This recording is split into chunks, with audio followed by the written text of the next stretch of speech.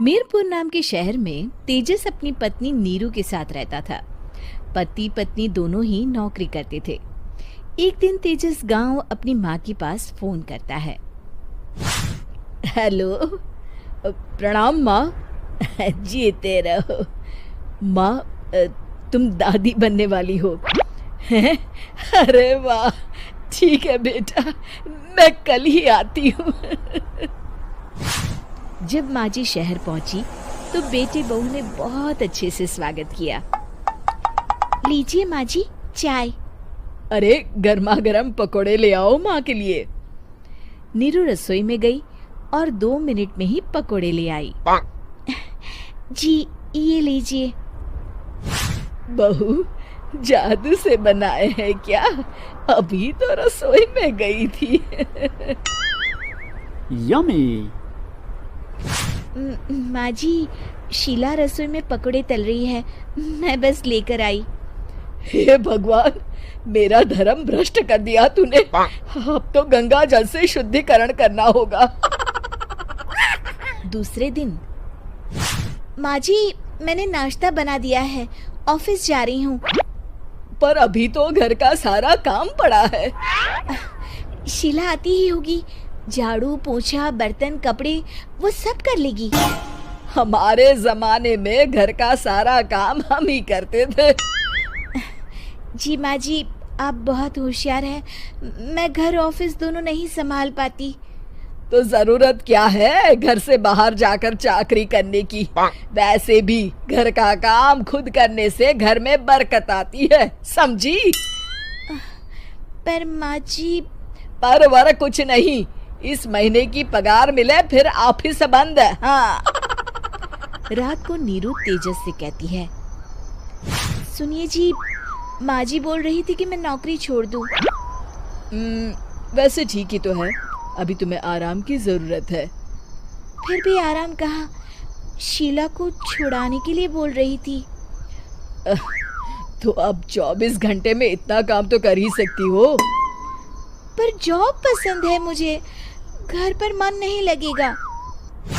अगले दिन जब दोनों ऑफिस के लिए निकल रहे थे, मेरी तो कोई कीमत ही नहीं है इस घर में।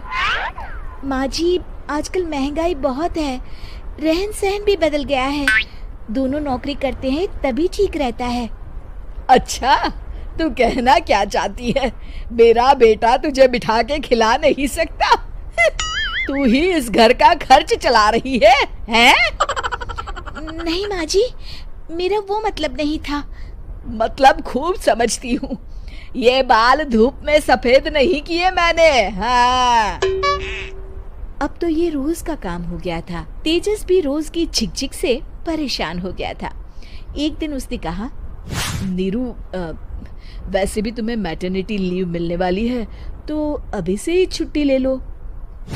पर क्या, मेरी सैलरी अच्छी खासी है। आखिर नीरू ने रिजाइन कर दिया। जब बच्चा हुआ तो घर में सब बहुत खुश हुए। कुछ दिनों बाद तेजस फाइल देख रहा था। क्या हुआ तेजस, कुछ परेशान लग रहे हो? हाँ, वो हमारी जितनी सेविंग्स थी वो तो हॉस्पिटल में और छठी के फंक्शन में खत्म हो गई है नीरू।